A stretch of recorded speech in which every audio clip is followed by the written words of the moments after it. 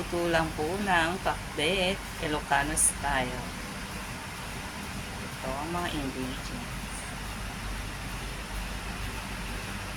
Binabad lang nyo ang palaya sa tubig para hindi ganun kapait. Talong naman, binabad din sa tubig para hindi mangtin. Saya ng pansahog, oyster at saka bagong.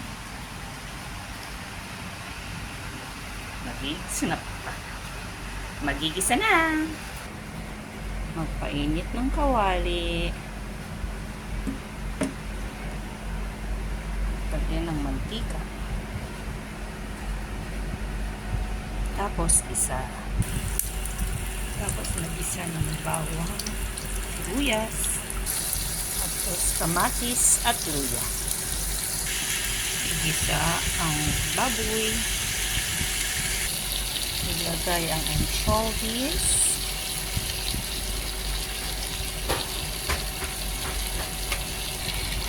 Maglagay ng oyster sauce.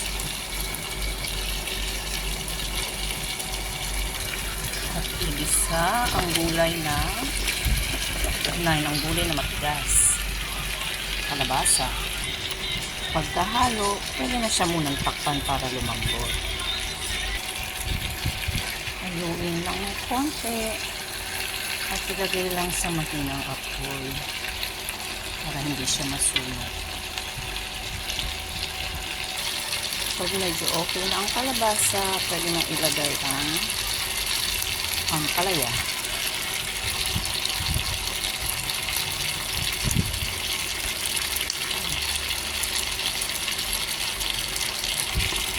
Ilagay na rin natin ang sika.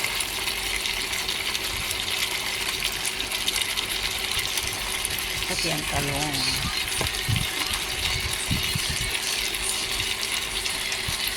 At lagyan ng pork broth. Ang tamang-tama lang para hindi siya masunog. Pag kulang pa ang sabaw, pwede natin dagdagan later. Lagyan na rin natin ng konting paminta.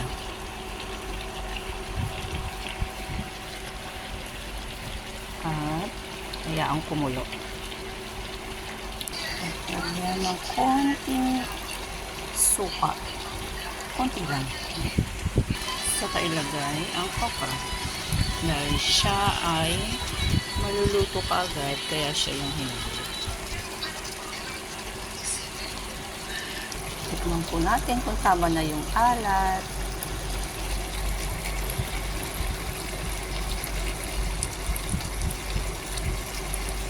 Sakto lang.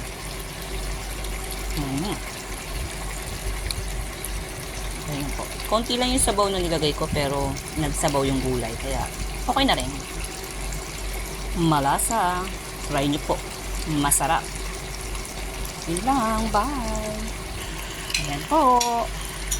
Luto na ang ating pinakbet.